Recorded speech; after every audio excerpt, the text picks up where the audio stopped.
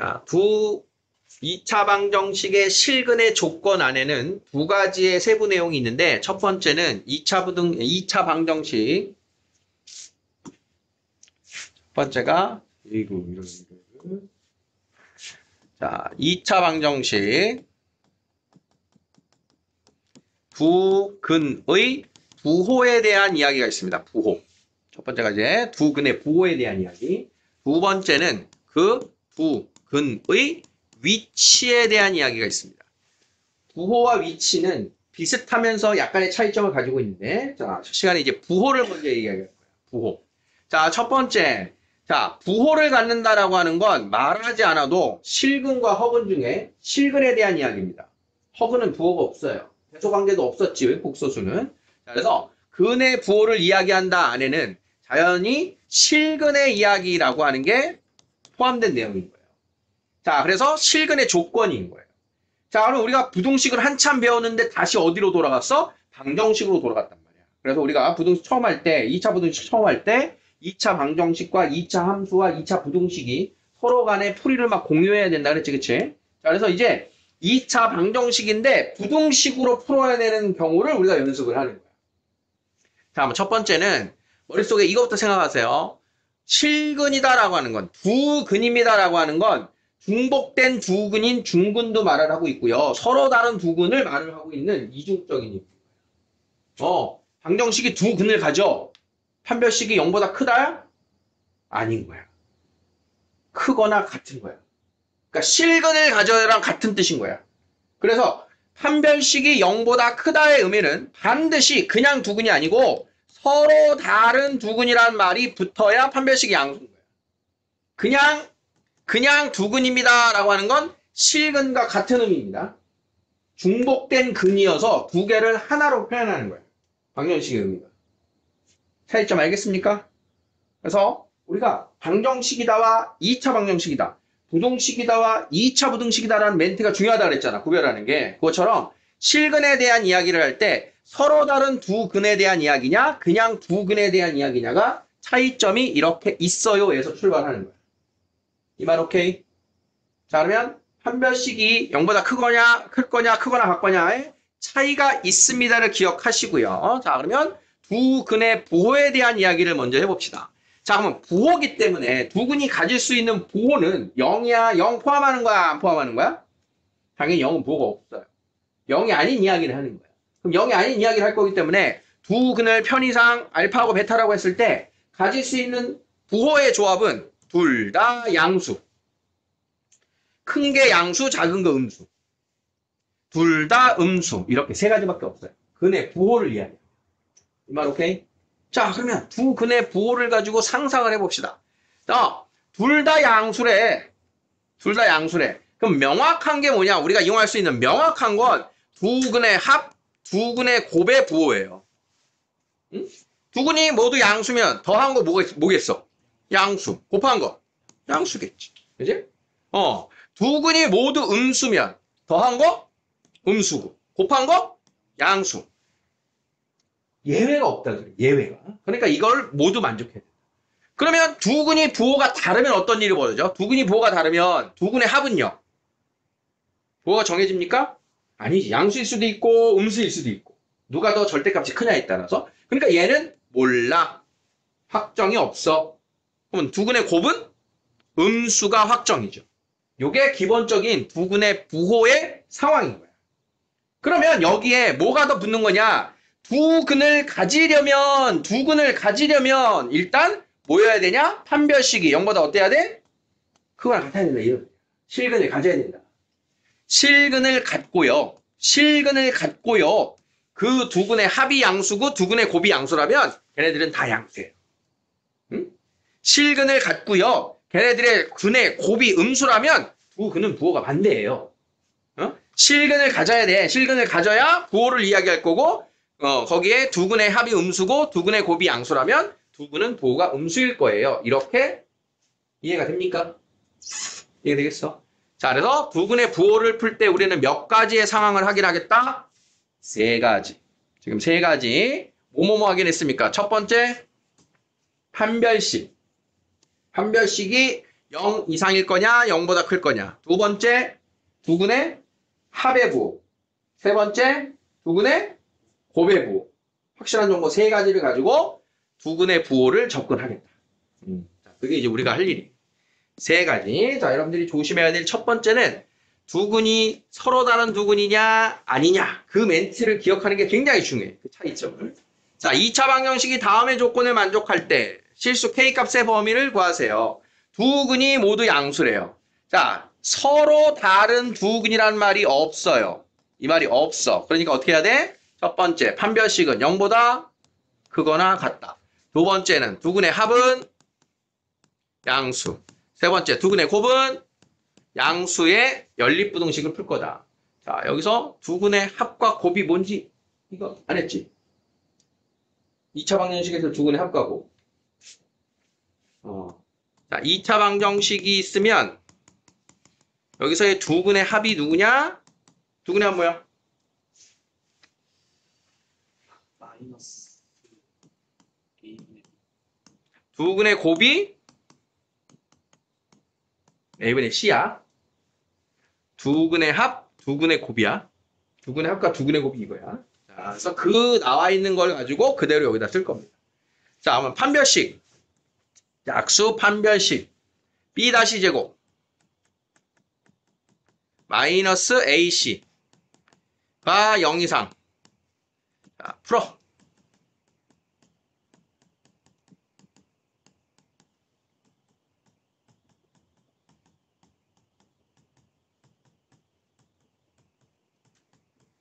자, 양끝 범위 K는 마이너스 2 이하 또는 1 이상. 자, 두 번째 두근의 합. 두근의 합 마이너스 A분의 B. 자, 마이너스 A분의 B 뭐야? 2K 플러스 1이 두근의 합이야. 마이너스 A분의 B. 자, 그럼 얘가 양수. 그럼 2 필요 없고요. K는 마이너스 1보다 크다. 자, 두근의 곱. 두근의 곱 A가 1이니까 A분의 C. 자, 이 값이 그대로 두근의 곱입니다. K 플러스 3은 양수. 따라서 K는 마이너스 3보다 크다. 자, 그래서 이 세 개의 범위의 공통 범위를 구해주는 겁니다. 자, 그러면 마이너스 1보다 크다. 마이너스 3보다 크다. 1 이상. 자, 최종적으로는 지금 1 이상이 남는 것 같아요. 자, 확인.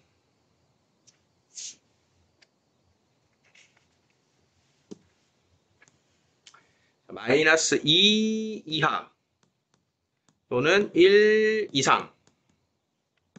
마이너스 3 초과. 그 다음 마이너스 1 초과.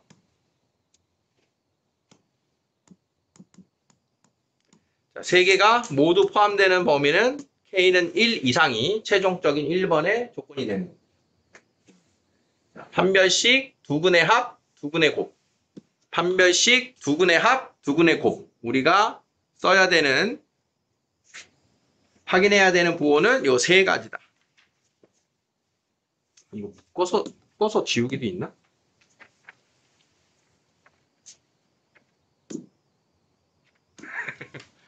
안 돼. 묶어서 클리어가 있나? 자, 두근이 모두 음수래요. 자, 역시 서로 다른 두근이 아니고 그냥 두근이 나왔어요. 자, 그러면 두근이 음수. 자, 판별식은 0 이상 똑같고요. 자, 두근의 합은 음수. 두근의 곱은 양수. 자, 이렇게 풀어줘야 돼요. 지금 방금 했던 거. 자, 그러면 B-제곱 마이너스 AC. 자, 0 이상이었으니까 자, 여기서 나오는 해가 K는 마이너스 까먹었다. 마이너스 2 이하 또는 1 이상. 자, 요거였나봐요. 자, 두근의 합. 마이너스 A분의 B. 두근의 합은, 자, 요거. 걔가 음수. 자, K는 마이너스 1 미만. 자, 두근의 곱은 양수. K는 마이너스 3 미만. 자, 역시 수직선. 마이너스 2 이하 또는 1 이상. 마이너스 1 미만. 그다음 마이너스 3 초과지. 마이너스 3 초과. 마이너스 3초과 자, 세 개가 모두 들어가는 범위는 이번엔 여기입니다. 마이너스 3초가 마이너스 2 이하. 됐습니까? 그러니까 결론은 이걸 뭘 확인하는 건지만 알면 해결이 되는 그런 파트입니다. 근데 왜 이게 어렵냐? 내가 문제에서 보여주지도 않고 힌트도 안 주는데 식을 3개나 내가 만들어서 써야 된단 말이야. 그래서 어렵습니다. 내가 식을 3개나 만들어야 돼.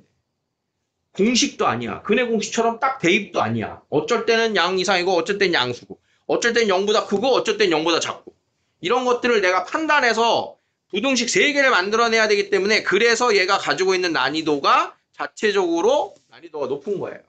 내가 식을 만들어내야 되는 게 3개나 있다. 자, 한번 3번을 보시면 3번에서는 두근이 서로 다른 부호래요. 그러면 두근이 부호가 다를 때에는 아까 판별식 하긴 해야 하네? 두근이 서로 달라. 그러면 두근은 무조건 뭡니까? 서로 다른 두근이 됩니까? 중근이 됩니까? 서로 다른 두근만 되겠지. 중근 나올 수가 없어. 부호가 다르니까. 그러니까 판별식은 무조건 양수고요. 두근이 서로 다른 부호니까 두근의 곱이 음수회로를 쓸 거란 말이야. 자, 근데 이 녀석의 존재가 없어도 되는 이유가 이게 없어도 된대. 자, 그러면 우리가 근해 공식을 써봅시다. 2a분의 마이너스 b 풀마 루트 b제곱 마이너스 4ac가 있는데 이 식을 보세요. 여기를. 두근이 서로 부호가 다르면 두근의 곱인 a분의 c가 뭐라고? 음수라고. 두근이 부호가 다르면. 그러면 a하고 c가 부호가 다르잖아. 그러면 마이너스 4ac는 무조건 양수겠지. 그럼 b제곱도 0 이상이잖아. 0 이상인 애에다가 양수를 더하니까 판별식은 무조건 양수겠지. 그러니까 얘를 확인하지 않아도 얘만으로 답이 나오는 거야. 무조건 성립하는 거야. 두근이 부호가 서로 다른 부호가 다르면 판별식은 무조건 양수이기 때문에 그 양수를 구하는 범위를 따로 구할 필요도 없다. 그래서 얘는 저절로 성립하는 거니까 두근의 곱만 확인을 하자 이렇게 된다는 뜻입니다. 이유 이해돼요? 선생님 사실 고등학교 1학년 때 실제 이 내용이 이해가 잘 안 돼가지고 엄청 고민을 많이 했던 기억이 남아있는 내용이에요. 이게 고1 때. 어쩔 때는 판별식도 확인하고 합도 확인하고 곱도 확인하는데 왜 얘는 음수인데 왜 이거만 하지? 그러니까 불안한 거야. 문제 풀다가. 실전에서.